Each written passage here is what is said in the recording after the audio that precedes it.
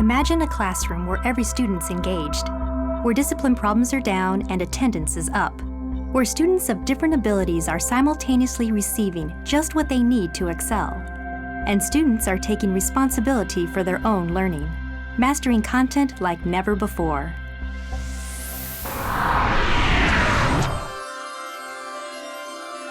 What may sound like the classroom of the future is here today. A quiet revolution is transforming teaching and learning across Texas, a state with more than 1,200 school districts and 4.7 million students. To see this revolution in action, we visited 7 of these districts, observing classrooms in the large urban independent school districts of Irving, Klein, and El Paso.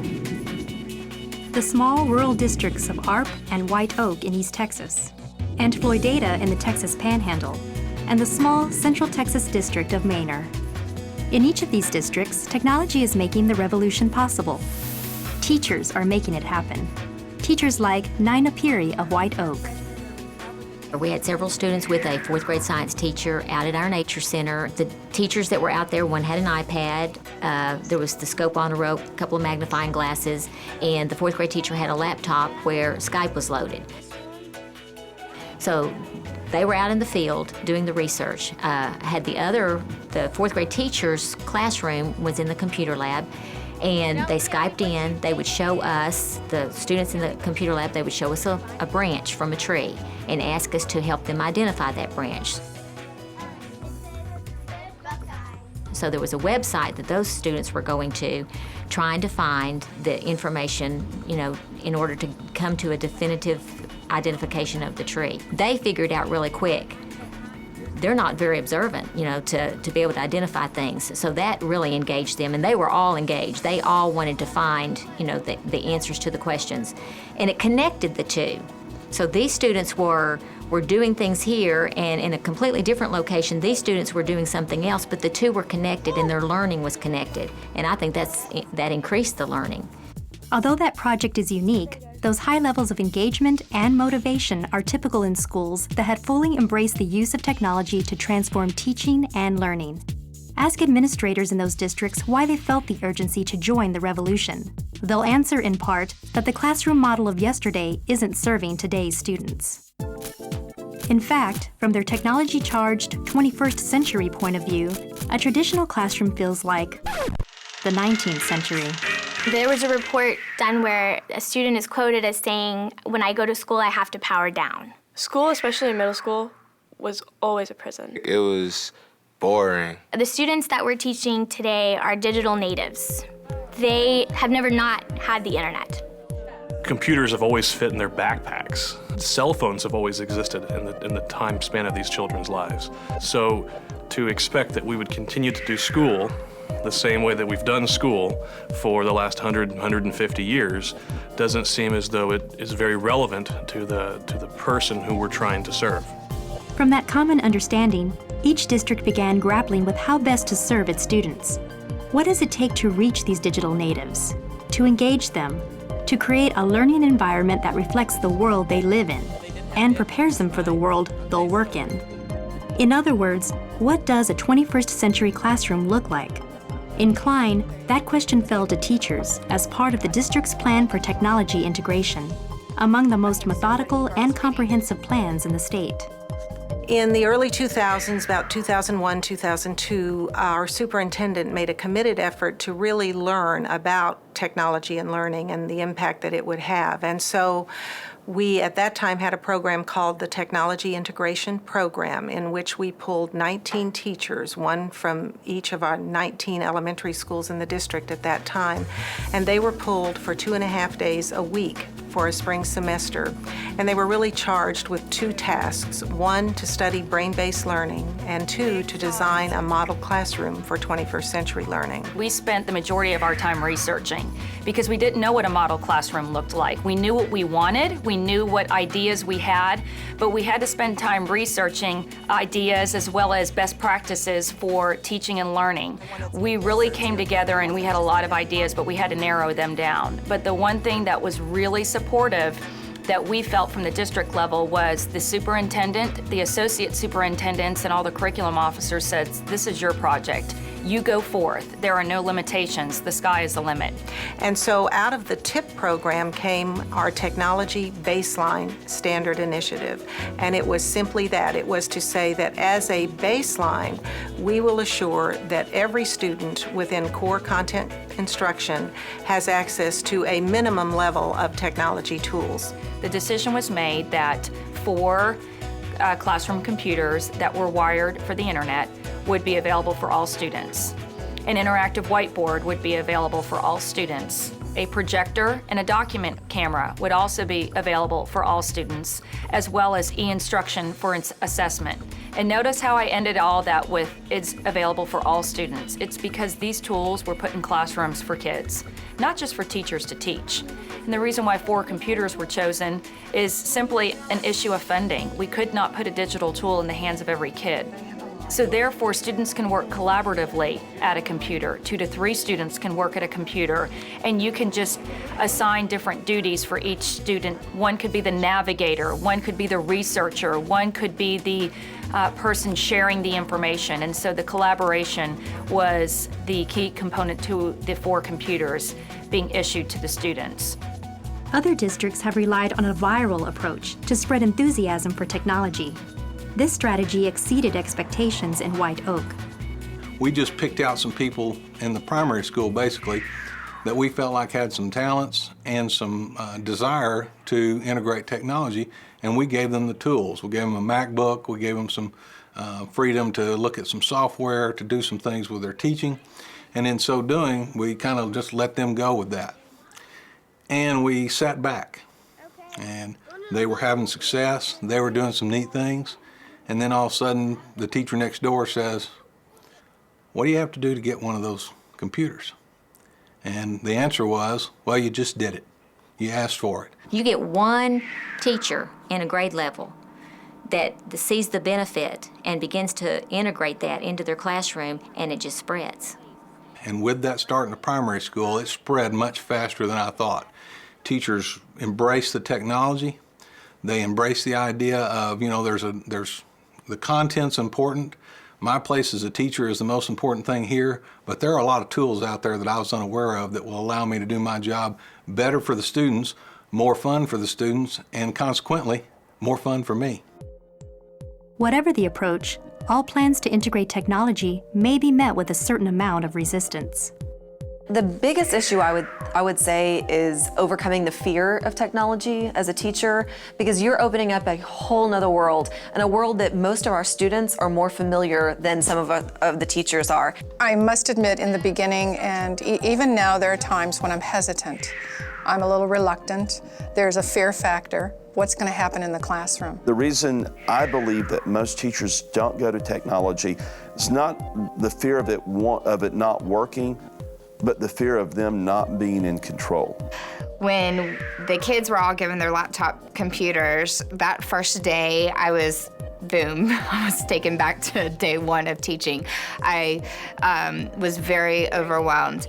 And for the first 3 weeks that the kids had their computers, it was a struggle. There was a lot of resistance from the seasoned teachers who have been teaching the same way with their overhead and their same runoff copies for 20 years. It's worked for me for 20 years, it's worked for the kids. Why do I need to change? As with any group, you will have some teachers who were saying, bring it on, and I'm so grateful that you're doing this for me. And there were others who might have initially the sense of, what are you doing to me? So you just work through that, and you work through it as a professional learning community, both as a team, as a campus, and as a district. Training and ongoing support are essential to overcome these barriers. In my role, one of the most important things I can do is to listen, because these people who are resistant have very legitimate frustrations. They have very legitimate fears, and ultimately, these professionals want the best for their students. So the most important thing about my job isn't any sort of technical savvy. It's the ability to listen to people and to help condense and distill their needs and their vision for what they want to accomplish in their classroom, and to provide them the training and the tools that they need in order to make that relevant to the students and applicable to their curriculum. We go directly to our curriculum. We look at the standards and at the activities that the teachers have to do with students, and we use that as the context of the training when we are doing the training with them, so that they are ready to go into their classroom and actually apply what they have learned because they've experienced it in the training. But beyond that initial training, the part that is probably even more critical is the follow-up support. And one of the ways that we do that in Klein is we have a system with our teachers operating as professional learning communities. That's called a PLC. So that as a team, they will plan together, they will support, and they will help each other.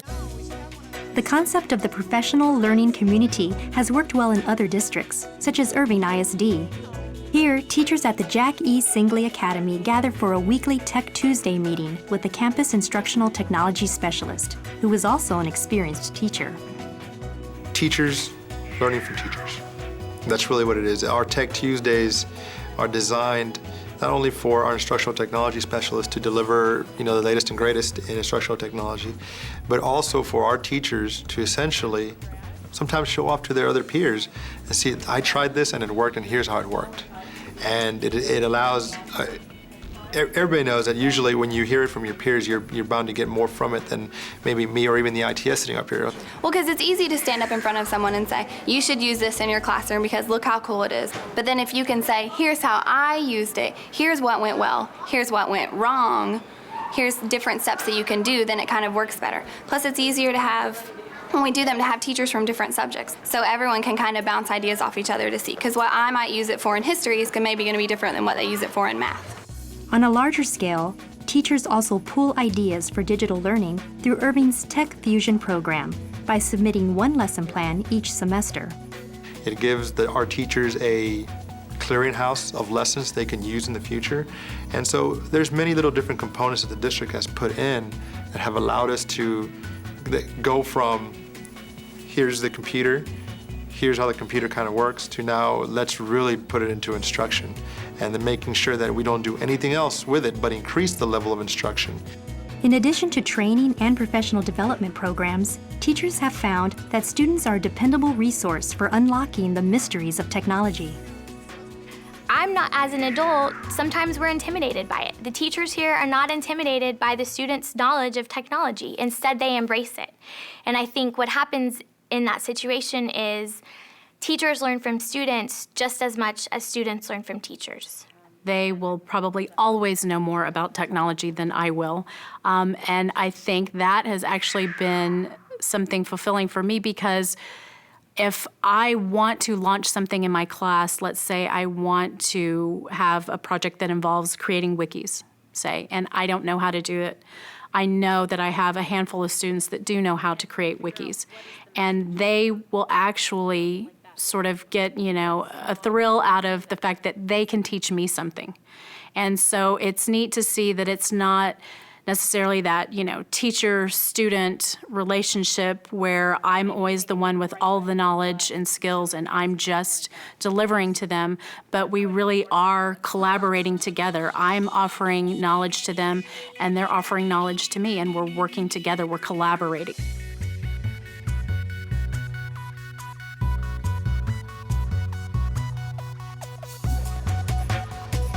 Recognizing the natural skills of digital natives, ARP ISD created a formal student mentor program. Each of the student mentors, they signed a contract, they took it home with their parents. They decided that they would be able to share so many little modules with a teacher, and then they got to take a netbook home. I have a laptop and I'm used to getting on it all the time, and it's just normal for me. Knowledge is power. And when these kids see that what they have is something that's needed and wanted, it's better than gossip. They're ready to share it. They feel that this information that they're imparting is appreciated by the teachers, and I do feel that it builds their confidence. It's been very beneficial. It's good for the kids. I think our teachers actually are less intimidated with a kid teaching them than they would be, another teacher. Once teachers get comfortable with technology, creativity starts to blossom. federal guidelines require that we teach internet safety. So we have some very innovative elementary teachers who have taken that a step further and created their own programs to teach the kids in a fun manner. First, I found this site at pbskids.org that had a little map, and you drive to all these destinations, and you have to answer questions about internet safety. And it forces you to answer the right question. Once you get all the way around the map, a license prints out. That's their temporary license. They can't get their permanent license until they've taken the written test and made 100 on it. When they show me they've made 100, then I take their picture and I print it out on a little, 3x5 card. They have to sign it, and then I laminate that for them. And when you hand them that license, you can see there is so much excitement that they have that little piece of paper, because they feel big, and they feel responsible. They also know that if they break the rules, they're going to get a ticket, and I'll write them a ticket. And if they get so many tickets, they lose their license, and then they have to do defensive driving to be able to get their license back. Just as the web license program uses technology appropriate for young students, this Spanish teacher creates lessons using technology that's in tune with today's teenagers and their nimble fingers. I did actually divide my classes up one day and just handed out regular vocabulary words like I would do on any Monday. Monday is vocabulary day. And I had part of the class use just paper dictionaries, and I had the other part of the class use their iPods. And what was interesting to me was the students who used the iPods, not only did they finish quicker, but just in a turnaround of just a few minutes, when I gave them a quiz, they actually remembered more vocabulary words than the students who looked them up in the dictionary. Now, to me, it takes less time to look a word up in the dictionary than it does on a dictionary on an iPod, because you're typing. But what I noticed when I first did this was kids were manipulating with their thumbs, and they were saying the letters with their mouths. It's almost as if they were whispering the letters as they were typing them in. It's more like hands-on, and it's something that I enjoy doing more, and so I'm more willing to listen and actually learn. It was helping the kinesthetic learners. It was helping kids, already put those words in their word banks in their minds, much more so than the kids who were using a dictionary.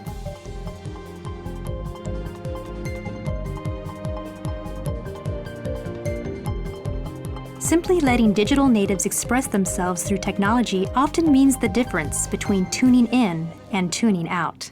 I had one student, when I did the lesson, that does not care about literary terms at all, does not like to participate, come up to the board, what word am I going to get out of the box? He was excited about what word he was going to draw out of the box into the Mimeo. And I'm thinking, wow, this is amazing. This Mimeo is making it exciting. And that's the difference for me. Across the board, teachers acknowledge that there's something about the electronic presentation of ideas that draws students in. And I'm seeing kids that didn't want to do much with pencil paper tasks. They're flying with technology. One of the most profound benefits that technology provides is in the area of differentiated learning. We are farther along in being able to meet individual needs with the use of technology than we ever have been able to. We have our GT students that are very, very creative, and they can do a lot of fun projects and show their creativity, whereas we have some of our struggling students that need it more for basic skills building and review. So it really allows us to adapt and a tutor in the classroom to help meet everybody's needs. At the project level, teachers skilled in digital learning often make a point of using technology to address a range of learning styles, like this project focusing on the Odyssey. I broke down some key components into some stations. The stations allowed me to teach a lot of information at once. The technology came about because I have different students who are very gifted in a lot of different areas. So I thought, well, if they weren't good at one station, the next station they moved to would work a lot better for them. And so it gave them a chance to level the playing field and give everybody a chance to grab onto something that they were good at. Technology also allows teachers to fine-tune a learning experience that's developmentally appropriate. For example, in ARP, teachers subscribe to the theory that engaging the large muscles along with the mind helps promote learning that sticks with young students. Technology brings those two activities together. The dance mat gets the whole body involved, and those kids absolutely love it. So when they're looking at the screen, they're actually using large muscles to answer that question. The same thing with the e-blocks. The e-blocks are very tactile, and we get to touch those and move those around and basically bring together the learning of the language arts or the mathematics using that tactile large muscle experience. That tactile experience even applies to interactive whiteboard activities. We use the wand in the smaller grades because they're not able to actually reach up to the top level of the smartboard. So the wand helps them to actually have that reach, and as they're dragging things around and moving things across, they have that large muscle involvement. And for younger kids, that's a really big issue. They also write with that wand, so they're learning their letters while they're writing with the wand. Technology also provides targeted solutions and repetition that can mean the difference between success and failure for special needs students. We have those that have dyslexia or come to us with low reading scores. So we have several software products that we use, one of them being IQ. It's a software product that trains the eyes and the brain. They follow these bleeps across the screen. It tracks their speed. It tests them before they do the training, and it tests them over the same sort of passage after they've done the training, and it's done wonders.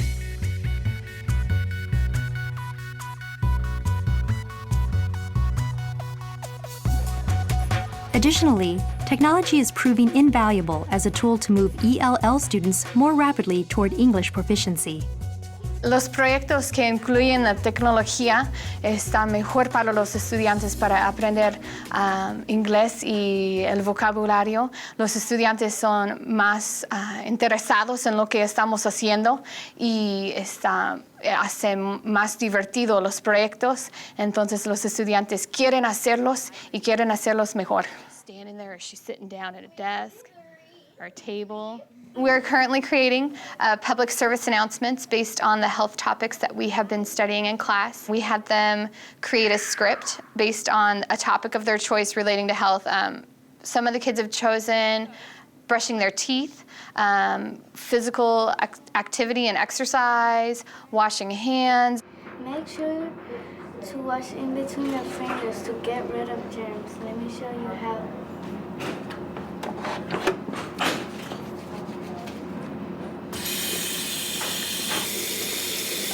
So they took their topic and we've written scripts, and now we're filming the videos, so it's all the kids doing it hands-on, and I've never been more amazed at how much they've taken it and run with it. Guys did a great job on that. Good job. All right, so I will upload that. When we do these kind of videos, they're definitely having to take what they've learned and teach it to somebody else, which is the best way to learn something yourself. And it's great for them. It's great to help their English because they're required to process and think. No longer are you asking them to use the lower levels of Bloom's. It invites them to use the higher level thinking and to create their own products, which require them to analyze things a lot. Not only are they having to come up with it themselves when they write it, they're having to read it and speak it, and they're going to hear it again when they're editing video. But it's so much more engaging. They want to participate, they want to do well, and they've definitely become more engaged in what we're doing in the classroom. It's fun because you can express yourself. You get to act and also learn words in English that you didn't know, like hygiene and all that stuff. Because you say the words, and with a book, you just read them. And it's better saying them than read them. The acting was fun. Aprendo más cuando me estoy divirtiendo. While technology helps students connect with the material, it also helps teachers connect with individual students like never before. The Dino software used in Klein provides the most sophisticated example of this real-time connection. Dino I use on a daily basis because I do a lot of group work where I'm moving around the room and helping individuals, where I can look across the room at a student's computer and I can see that they haven't done anything in a while. And I can make my way over to that group because I know that one needs to be focused on. From my computer, I can watch all my students' screens. I immediately get a screenshot of what is on their computer screen, and then if I choose, I can select a computer to actually physically monitor and live stream. I can take control of their computer. If I see that maybe they're not quite getting it, I can like type in hints or redirect them to the way where they need to be. If they're completely off task, I can completely freeze up their computer and send them a message, letting them know, hey, you're off task, you need to get back to what you're supposed to be doing. We can talk back and forth through the computer. I do that quite often, especially kids who are not in my class for one reason or the other. So maybe they're in a study hall. I can get on there and I can communicate with them through the Dino system and help those kids even though they're not in my classroom. More commonly, teachers connect with their students through classroom blogs or real-time Twitter-like commentary on a class presentation, like the back channel used in a White Oak classroom. I had read a lot of different blogs from educators saying how useful this was to them in the classroom because it opens up the conversation. You've got students in your classroom that are way too shy to ever raise their hand and speak or be able to contribute anything to the conversation, and how they had found that this opens up the conversation for those kinds of students. So I began to do some search, and I found this site called todaysmeet.com. They type in their name, they hit join, and then it's just like Twitter, it gives you 140 characters to type a message. And the most recent message comes on top. So everybody that's on that web page at that time can read what everybody else is writing. I noticed a couple of things. Number one, every single student was totally engaged in the video. Every single one. I've got students that would not ever sit down and watch a video in a classroom if people were just watching a video. Their eyes would glaze over and they would be gone somewhere in their mind. Every single student is engaged because they're not only watching the video, but they're seeing what other people post, and that takes them back to the video, and that keeps their mind engaged. Number two, I noticed a student this morning that has never contributed anything that I know of to any of his class work, and he was posting some of the most unbelievable comments and observations. And so another thing that it showed me is it kind of lets you see into their mind for a minute. I mean, you get to see what they're actually thinking because, especially at this age, when they get on the computer, they're pretty transparent. And so they are more likely to type what they think or what they're feeling than if you're trying to have a conversation with them or even if they're trying to write.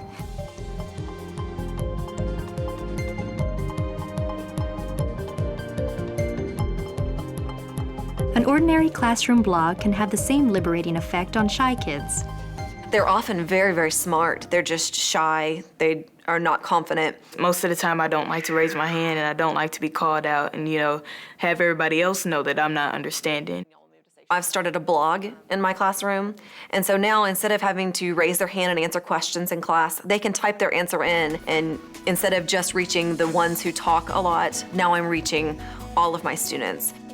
Technology not only connects students and teachers, it plays a vital role in connecting students to the outside world. For example, in Tiny ARP, there's about 900 and maybe 80 students in the whole district. Our economically disadvantaged population is about 54 to 56%. We have no radio station, no television, no museum, no library. We're just a small bedroom community, basically, for the Tyler, Longview area.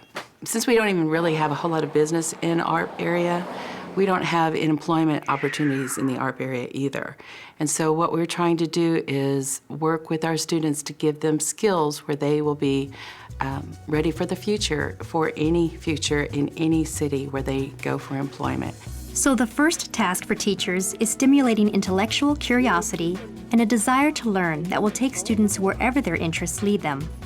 Our kids do not typically get a chance to go out and see museums or go out and see things that a kid in a big city might get to see. So we have to find ways to spark learning. Technology has pushed our children to think outside the box and get out of this community and see that there's other things out there that they can do.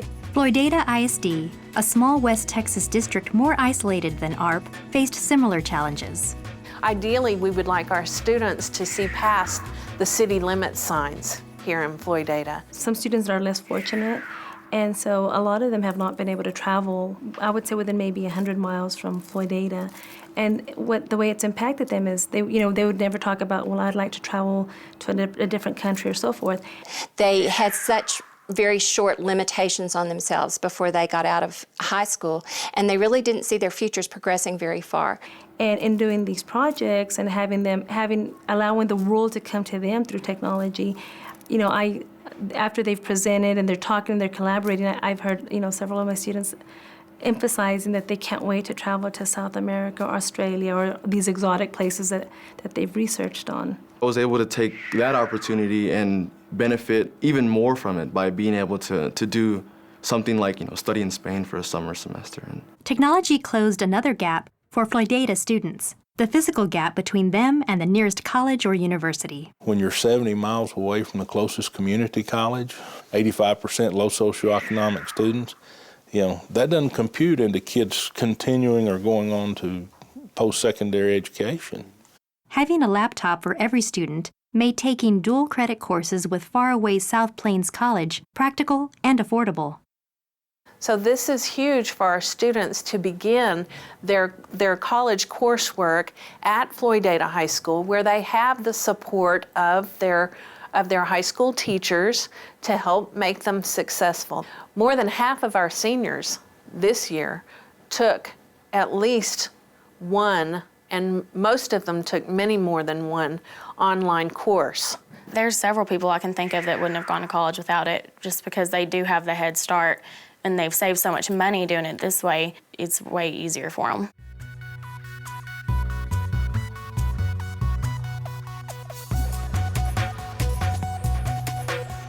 In El Paso, educators are also closing distances, in this case through video conferencing. We're so excited to see you, Dallas. How are you this morning? Everybody say hi, El Paso. We were lucky enough to video conference with someone in our state, Cowart Elementary in Dallas, Texas. It looks to me that we're at the same level of socioeconomic impact and cultural impact as the school in Dallas. We have 19 students in our class. How many do you have? 90. Our class sizes were the same, which is really neat. And so this should be a perfect setup this year for students to have ePals. I think the greatest thing that children can get is that not only are there other children out there in the world the same age, besides just their school and neighborhood, but that they're able to see different cultures, different cities. Have any of you been to the state fair? No. A few of you have. We're able, as we're writing our letters to our pen pals, to do editing and publishing. We're able to send email electronically. So all of that can be involved through language arts. I speak both English and Spanish. Con mucho gusto. It's nice to meet you. Do any of you speak Spanish? Yes. Wow, is that about half your class? Looks like it. That's pretty awesome that you. I think the greatest thing that video conferencing brings to us is social etiquette. Children must learn to sit still because it distorts the picture. Children must learn to be quiet and allow others to speak. Common manners are reinforced during video conferencing. But what we tell the children is, you think about it, boys and girls, there's jobs all over the world. And if you want to go work in Africa or you want to go work in Europe, chances are for your first interview, it's going to be over a video conference. We're gonna get to show them things and they're gonna get to ask us questions and everything. You get to talk to new people. We're gonna be like friends. We're gonna write them letters and send them pictures. I'd like to do a video conference every day. Say goodbye, Dallas. Goodbye, Dallas. Have a good weekend, everybody. The really important thing about the video conferencing equipment, and actually all of Web 2.0, is that it knocks down the walls. It just completely knocks down the walls of their campus. They're no longer limited to staying within that classroom. The video conferencing equipment, the Web 2.0 tools allow students to jump way beyond our geographical area. Video conferencing is also used to great advantage within the district, extending a single teacher's reach to several classrooms.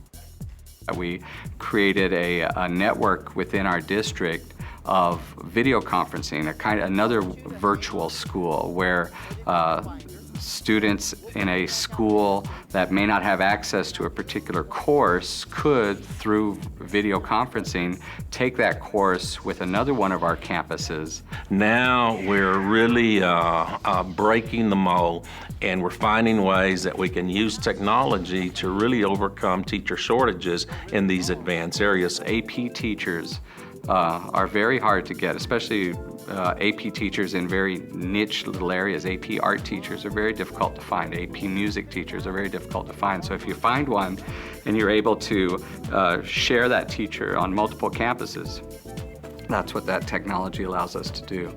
Those students that wouldn't be able to take those courses, all of a sudden, through the use of video conferencing technology, have access to that teacher, have access to the course. It enriches their entire high school or learning experience. How many of you think you have it already? Okay, cool, good. Let's give you one more shot at it though. If you think you have it, check your work. What we're seeing is that the enrollment in dual credit classes is exploding in our district. A few years ago, it was just a few hundred students, and now there's thousands of students in our high schools that are actually enrolled in dual credit classes. And so that tells us that we're putting the idea of college into the minds of kids that wouldn't normally have those ideas.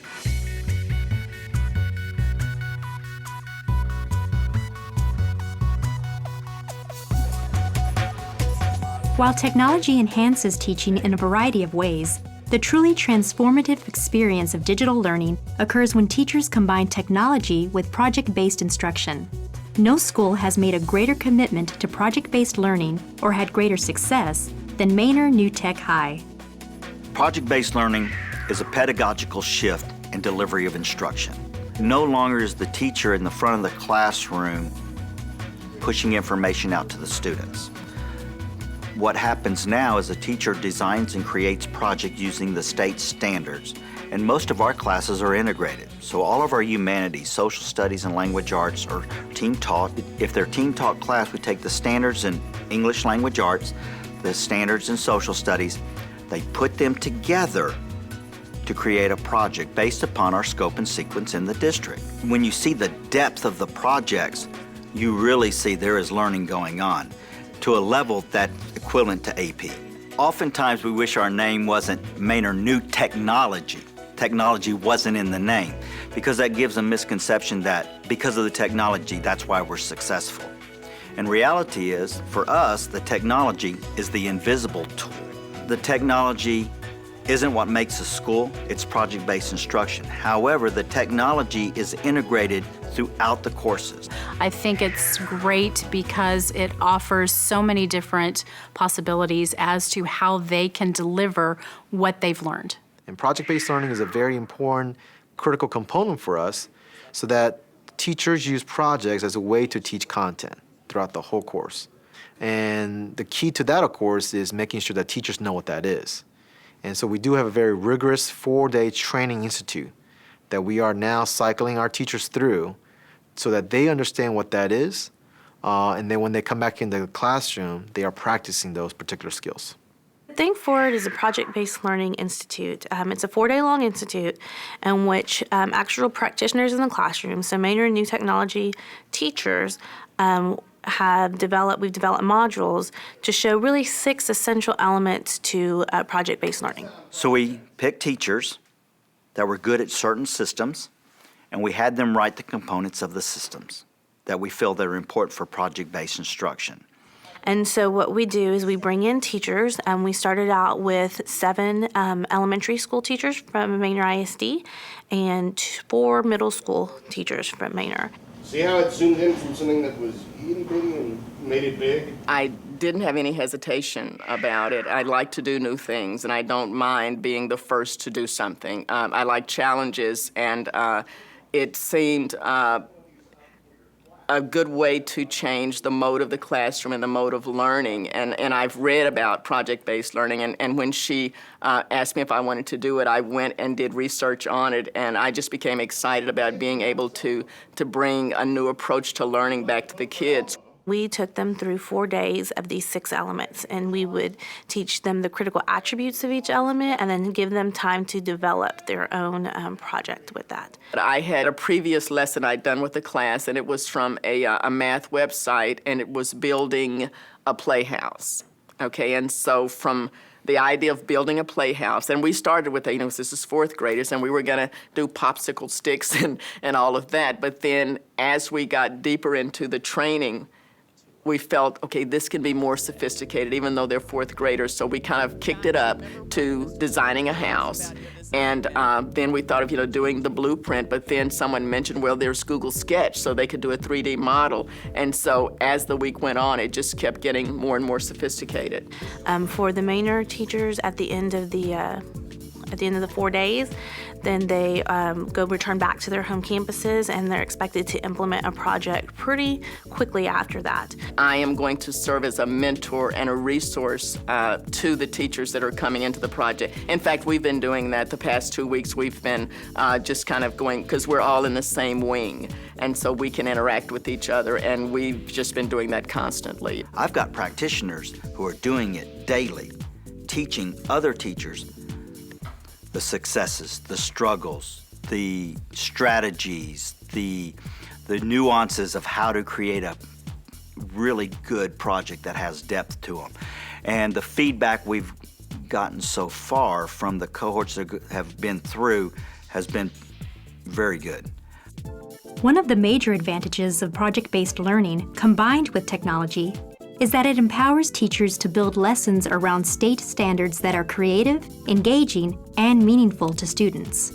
When I talk about the kids learning area and perimeter, that's part of what the state standards say that 4th graders should learn. So every lesson plan that we do is based on the standards that the kids must learn. They had to also say what's the perimeter of each room, what's the area in each room, and then what's the perimeter and the area of the total drawing that they've designed. We looked at the Habitat for Humanity website and saw different designs of houses. And we, of course, looked at examples of blueprints. I had an architect talk about what it means to design a house. Remember what Mr. Segura taught us about your design methods, and I think, what kind of method are we all using on our houses? It was just a matter of providing that scaffolding for them, that support, to give them the background knowledge they needed to move forward. Look back at your PBL, look at the entry document, and it says 3-bedroom, 2-bath. The website that we used in completing the project and in using the 3D shapes was one that's dedicated to Frank Lloyd Wright, and its whole premise is letting students design houses in 3D form, and where they go through all of the steps of having a client. When you pick your client, then they're describing to you what they want in the house and picking out where they're going to build the house, what style of house they're going to have, what's the height of the house, what's the roof going to look like, where am I going to put my bedrooms, where am I going to put my bathrooms. And so the kids use the technology, I think, quite capably. Oftentimes at the end of our projects, when students put together their end product, it's usually presented to an external panel, not to the teacher and not to the class. We'll have parents come sit on panel. We'll have experts, whatever that project's on, to come in and sit on the panel. And then the students are presenting to experts, not to the class. And what you find is that it takes on a whole different meaning. I think for the kids, it just validated what they were doing. It wasn't like, oh, there's going to be an architect here, how do we handle this? It just validated to them that what we've done is so important that an architect is going to come and listen to us present it. I was kind of proud because she was hearing me, and I didn't thought an architect could be hearing at me, and I felt proud of myself. I felt a little bit nervous because it was kind of our first time, but we also practiced a lot and we got through it together as a team. For me, it was nervous because we needed to go with professional clothing, and I needed to wear a tie, so I was nervous because I thought people would make fun of me. But did that happen? Did anybody make fun of you? No. What did they think when they saw you with a tie on at school? What did people say to you? I had a lot of compliments. Okay. Elegant. Collaboration is one of our learning outcomes, and they always have to work in collaboration. Our students work always in groups of 2 to 3, 3 to 4, and in that group, when they come together, they draw up a contract, what their roles are within that group. And they hold themselves accountable to that group because you can be fired from the group, just like in a professional model. And one of the things with having group members, when you wake up in the morning and you might not feel like going to school, you have that obligation to group members. You're like, I have to go to school because I can't just leave my group out there. So it gives you motivation to come, and then while you're here, you're having fun because you're on computers, you're building things. And while you're doing that, you're actually learning something. This school has a 0% dropout rate. These kids want to come to school. The school administrators and teachers hold them accountable for coming to school, but their peers hold them accountable. They work on projects together. If somebody's not there, their peers call them and say, hey, why aren't you here? You know, if you ask a high school dropout why he or she stopped coming to school, you overwhelmingly hear things like, well, nobody knew if I was there anyway. Nobody cared if I came to school. So these kids, knowing that somebody cares if they're there or not, they come to school every day.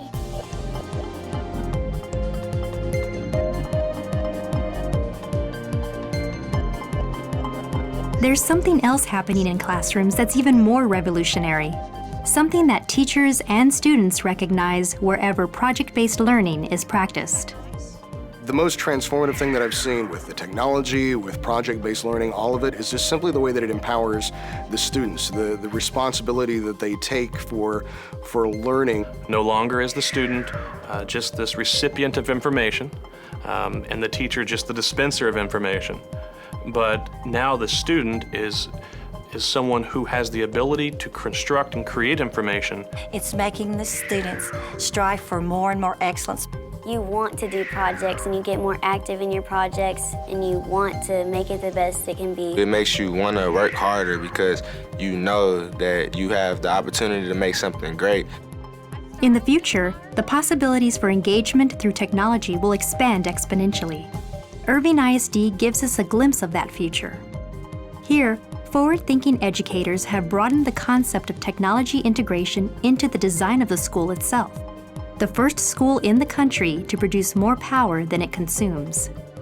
The building is built with geothermal wells, solar panels, wind turbines, and like rainwater harvesting devices so that it can maintain and create enough energy on that property to be able to sustain the energy that it's used through a school year. They'll do modules there. They might build their own wind turbine. They might go outside on the deck and see the solar panels that are on the roof. It's going to have an environment to create a constant push for creative thinking and problem solving and innovative ways of doing curriculum. It's very powerful to know that on the first day this campus opens, I might have 750 kids that 10 years from now might be global leaders in green technologies because of the experience that they got to have in this building.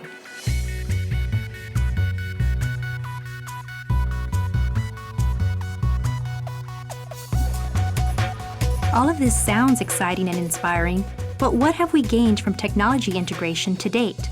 Has it produced measurable results? The first year implementation, we immediately saw great results. In science, 80% passing rate, which is phenomenal. And all my math and science teachers had 0 years teaching. The following year, last year, we had a 73% passing rate in math and a 85% passing rate in science. The attendance data for the first year at the Maynard New Tech High School was a 97% attendance rate. And for a secondary or a high school to have that large percentage of 97 percentile attendance rate is phenomenal. Students who have never passed the state assessment or were always, you might say, in the wrong place at the wrong time, ISS or suspended, they're coming to school. They're engaged. They're passing the state assessment. They're passing their classes. My grades have greatly improved since I've come to New Tech. And I think that having all of the technology right at our fingertips, right whenever we need it, allows us to learn in a way that's suitable for us as individuals. they showed us that it's not that hard, that we can do it, that I'm actually smarter than I thought I was. And now I know that for a fact that I'm going to college. We took students from here and got them to here. In the TIP program, the way the outside evaluator measured success is she did focus groups with parents, with teachers, with principals, and with students. We looked at some student data on various benchmark scores, test scores, and that sort of thing. And the data came back really overwhelmingly showing that, number one, students were more engaged, they became more independent in their learning, and over time we saw increases in math scores and other areas along that line. Some kids, technology, no technology, they're not going to do the work. But for those kids who struggle, the kids who, borderline, is going to push one way or the other, it's pushed them up. The joy that comes back to learning is something that is just immeasurable, but you can see it in students' faces. We can see it when it's used effectively. There's a drop in discipline problems, attendance goes up, and that's true not just in Klein, that's in research that's done across the nation. I think it's really paid off. We have some great stories of students getting into college or getting jobs based on the fact that they had all this great training using technology in our district. And I think it has given them an edge over others. The biggest change for our district with integrating more technology into it, obviously the first thing you see is our tax scores. Our kids are achieving. We began looking at our commended performance students, for example, about 4 years ago. And we had roughly about 20% of our students were commended performance. Now it's about 50%. I mean, it's just the kids are becoming more active. They like coming to school. We have a very high attendance rate because it's fun to come to school. They spend more time. They want to be in there during lunch, during afternoons. They want to come in during other periods when they're not doing anything. When they're extending their own learning and expanding on their own learning, to me that's success, and you will reflect it in your tax scores. We've seen a big increase in our commendable performance on the tax test as well. From a teacher's perspective, the benefits are equally exciting and transformative. It's almost like night and day, the difference between before the computers and after. What I find in using a lot of the technology that we have used is that it becomes a lot less about the grade and more about the learning. And I think really and truly in education, that's where we need to go. The interactive whiteboard, the assessment tool, the software, and the laptop allowed me to do the things I had always envisioned as a teacher in my classroom. And when you had struggling and gifted learners in your room and every learner was running to get into the classroom every day, my attendance was up and my discipline was down. And what greater gift to have as a teacher than to have those two things come together.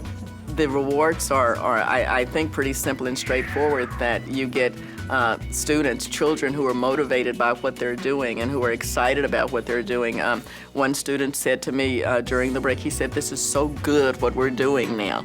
A classroom teacher that's been teaching longer than I have stood up in front of the board members and said, "It's like starting all over. I'm excited to go to work. I love what I do, and the children are excited to come to my class." You can't ask for anything better than that. Anytime you align people with their passions, they're going to be great, not good. I'm overwhelmed, and I am so pumped for what we can do in the months and years to come with our students, because it's just opened up a whole new world for us. Quite honestly, I have to tell you, every day that I walk into a classroom and see the magic that teachers are creating with technology and see the power of the products that students are creating, you just know we're on the right path, and we're going to continue to get there. Rather than asking them to power down and to shut off, we're finally meeting students where they are. If you got into the profession to truly reach students, to truly make a difference, to truly affect the future, then you need to start doing things in a way that reaches this generation of students, the way that will have an impact on the future. Give them skills that they're going to need to succeed in the world that's coming. Don't get them prepared for the 20th century. That's over and done with. Get them ready for tomorrow. To learn even more about getting your students ready for tomorrow, go to powerontexas.com and join the digital learning revolution.